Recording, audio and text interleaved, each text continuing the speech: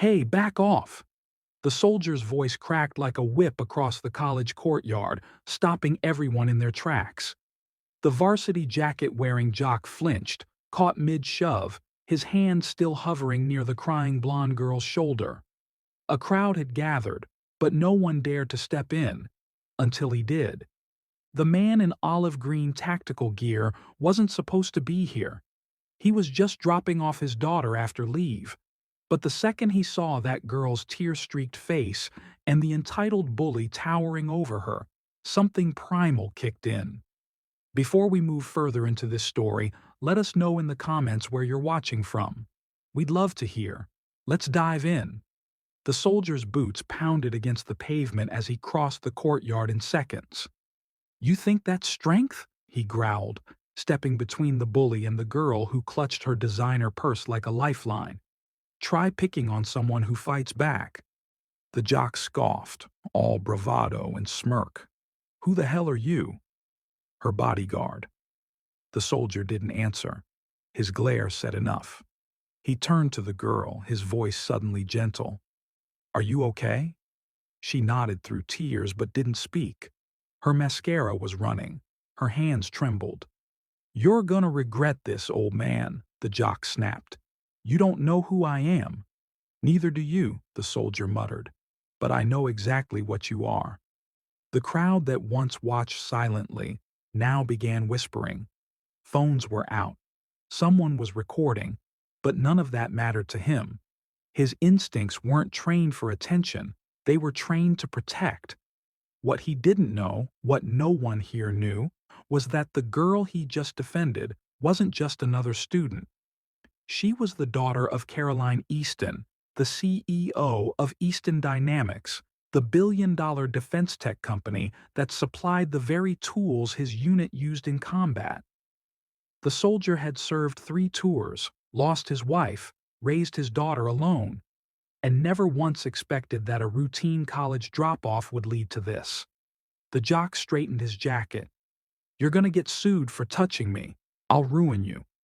"Get in line," the soldier muttered. But before the confrontation could escalate, a sleek black car screeched to a halt at the curb. Out stepped a woman in heels and a Navy power suit, phone still pressed to her ear. Her eyes scanned the chaos, landing instantly on the girl. "Emma," she called. The girl's eyes widened. "Mom?" she whispered. The CEO strode across the courtyard like a storm in stilettos. "Is this the boy who touched you?" she asked, pointing to the jock. "Yes, Mom," the soldier answered before Emma could. "He was assaulting your daughter." I intervened. The jock blinked, confused. "Wait, your daughter?" he sputtered. "She said she was a freshman from Jersey." "She is," the CEO snapped, pulling Emma close. "But she's also my legacy. And you're done." The jock's face went pale as 2 men in dark suits appeared from the car, stepped forward, and asked him to speak privately. The crowd backed away. Emma stood frozen, lips parted, in shock.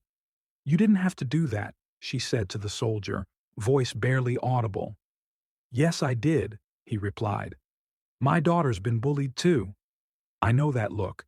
No one should stand alone when they're scared."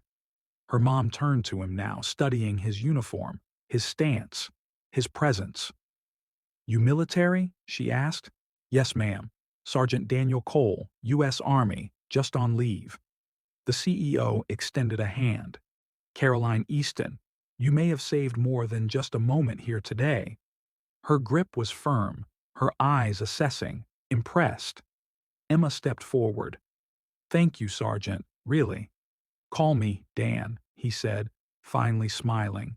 "And you're welcome." As the CEO turned to leave with her daughter, she paused. "Where's your daughter?" "Inside, first day, trying to be brave." Caroline Easton nodded once. "She won't need to try anymore, not with a father like you." She handed him a card.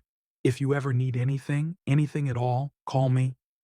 Then she walked away, heels clicking like punctuation against the pavement. The crowd dispersed. The phone stopped recording, but the impact lingered. Dan watched them go, then turned back toward the entrance. He wasn't looking for praise. He didn't want headlines. He just did what was right. Because that's what real strength looks like, not power over others, but the courage to stand up for someone when they can't stand up for themselves. Sometimes heroes wear uniforms, and sometimes they just show up when no one else will. If this story touched you, don't forget to like the video, subscribe to the channel, and let us know how you feel in the comments.